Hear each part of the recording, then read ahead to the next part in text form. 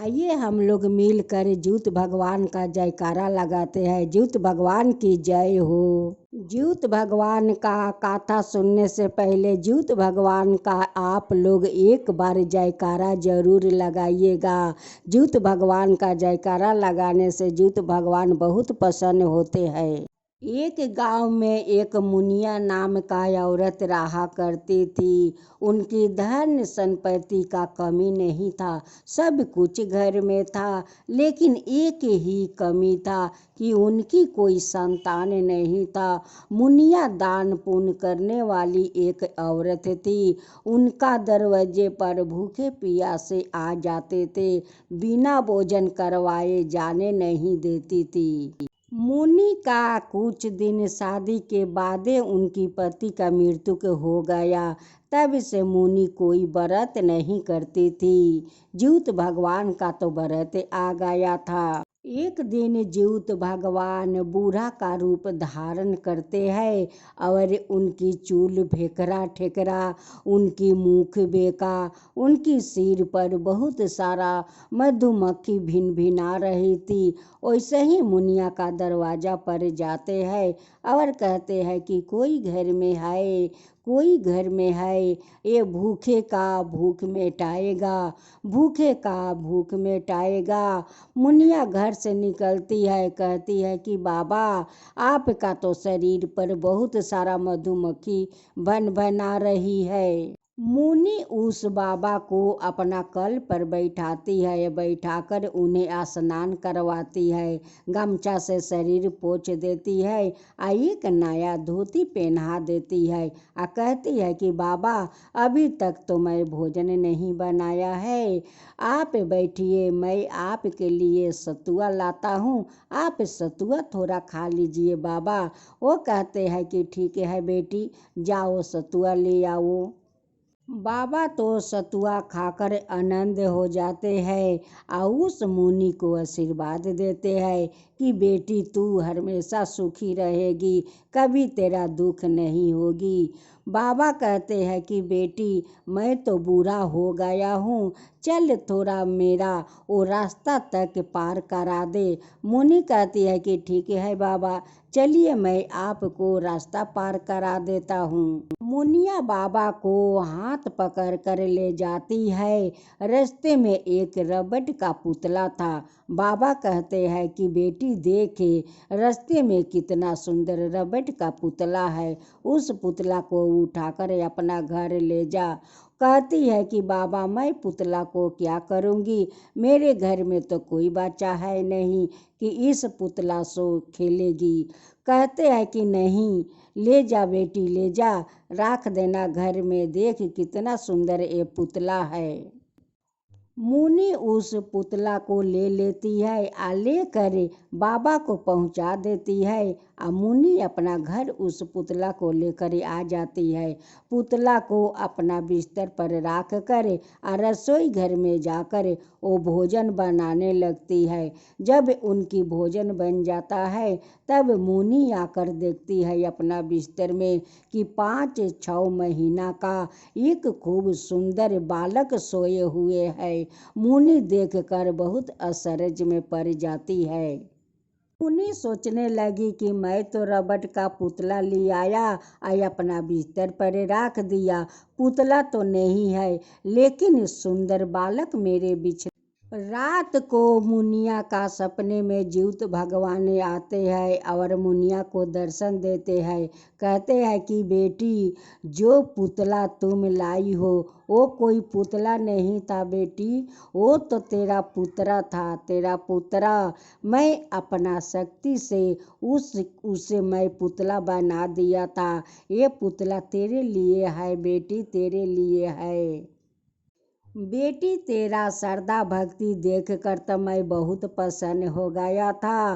प्रसन्न होकर मैं उस पुतला को तुझे ले जाने के लिए मैं बोला कि तुम इस पुतला का ले जाओ, यही पुतला तो तुम्हारा पुत्रा बनेगा। तेरा तो कोई सहारा नहीं था बेटी, उस लिए तो मैं सहारा दिया कि तुम इसके जरिए जियो और इसके लिए तुम सब कुछ करो बेटी। देख बेटी, परसों ज्योत भगवान का व्रत है। व्रत करना मत भूलना बेटी, व्रत जरूर करना। इस पुत्र के लिए तू व्रत करना। मुनि कहती है कि बाबा मैं व्रत करूँगी, बाबा मैं तो सारा व्रत अब करूँगी, ज्योत व्रत भी करूँगी बाबा, सब कुछ करूँगी। आप तो मेरे गोद भर दिया बाबा, आप तो मेरा गोद भर दिया। अब मैं ज्योत व्रत इसके लिए करूँगी बाबा। ज्योत भगवान सारे बात कहते हुए अंतर्ध्यान हो जाते हैं। जब मुनि का अंगी टूटता है तो कहती है कि ज्योत भगवान मुझे सपना में दर्शन दिए हैं और कहे है कि व्रत करो। मुनि अपना अड़ोस पड़ोस में ज्योत भगवान का वो चमत्कारी बात सभी को बताती है कि देखो ज्योत भगवान कैसे मुझ पर चमत्कार किया है। मुझे एक रबड़ का पुतला दिया, मैं पुतला लिया कर अपना बिस्तर पर रख दिया और रसोई घर में जाकर रसोई बनाने लगी।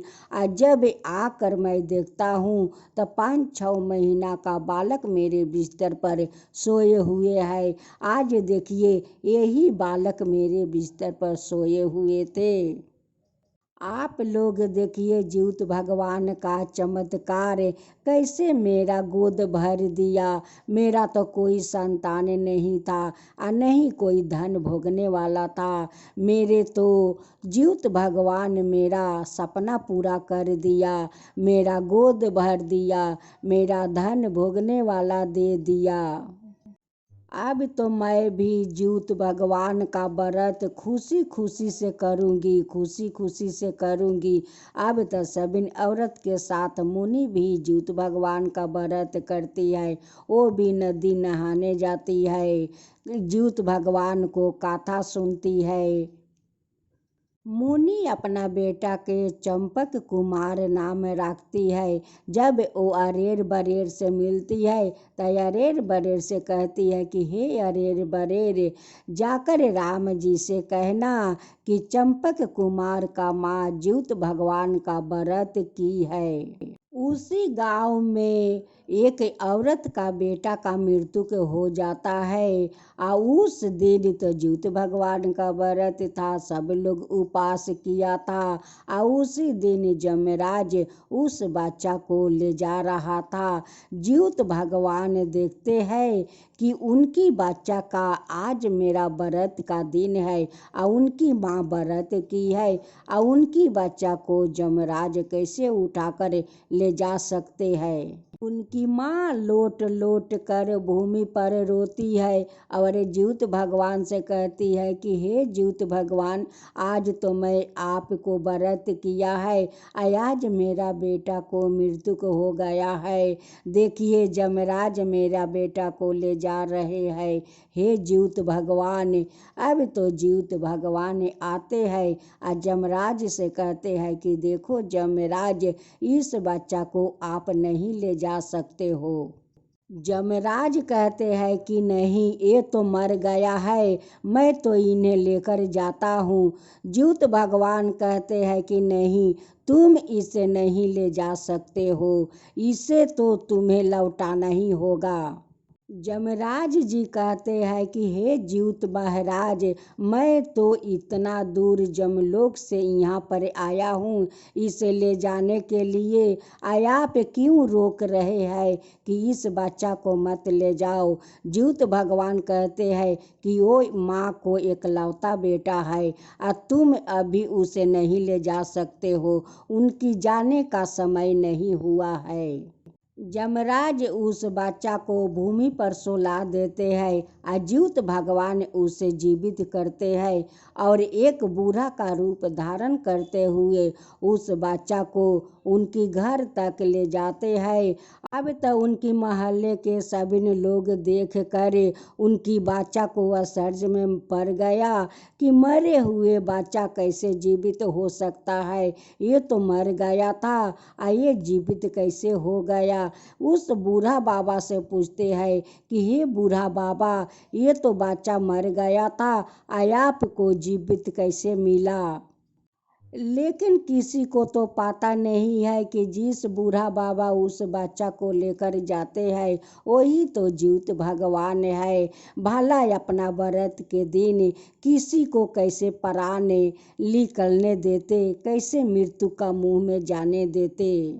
सभी औरत उनकी घर दौड़ी दौड़ी जाती है या कहती है कि तुम्हारा बेटा तो जीवित हो गया, देखो बूढ़ा बाबा एक लेकर आए हैं, तुम्हारा बेटा तो जीवित है, मरे हुए नहीं है। वो घर से निकल कर देखती है तो ठीक बूढ़ा बाबा उनकी बेटा को लेकर उस दरवाजे पर खड़ा है। अपना बेटा को भर अकवारी पकड़ लेती है और रोने लगती है कि बेटा तुम जीवित हो, बेटा तुम जीवित हो। बाबा आपको जीवित बच्चा कहाँ मिला, कहाँ मिला।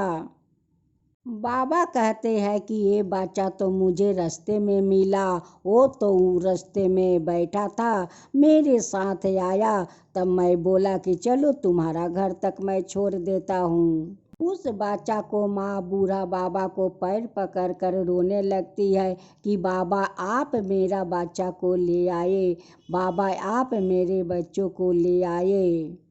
आप तो मेरे लिए भगवान है बाबा, आप भगवान है। आज देखिए मैं जीवित भगवान का व्रत करता हूँ, आज देखिए जीवित भगवान मेरा बेटा को जीवित कर दिया बाबा, जीवित कर दिया। लेकिन उस औरत को पता नहीं था कि वही बूढ़ा बाबा तो जीवित भगवान है। रात को सपने में दर्शन देते हैं, कहते हैं कि मैं कोई बूढ़ा बाबा नहीं थी, मैं ही तो जीवित भगवान है, और मैं ही तो तुम्हारा बेटा को जीवित किया है, और तुम्हारा दरवाजा तक मैं भी तो लेकर गया था। जीवित भगवान कहते हैं कि जो मेरा श्रद्धा भक्ति से व्रत करेगा उसका भला मैं कैसे नुकसान होने देता, और तुम्हारा बेटा को कैसे ना मैं मृत्यु के मुंह से छीन कर ले आता, तुम जो मेरा व्रत करती हो। हाथ जोड़कर कहती है कि बाबा मैं अब हर एक साल आपको व्रत करूंगी, श्रद्धा भक्ति से करूंगी बाबा, श्रद्धा भक्ति से करूंगी। जैसे आप मेरा बेटा को जीवित किया, मेरा बेटा को रक्षा किया, वैसे ही सबका पुत्र को रक्षा कीजिए। जय जीवित भगवान, जय जीवित भगवान।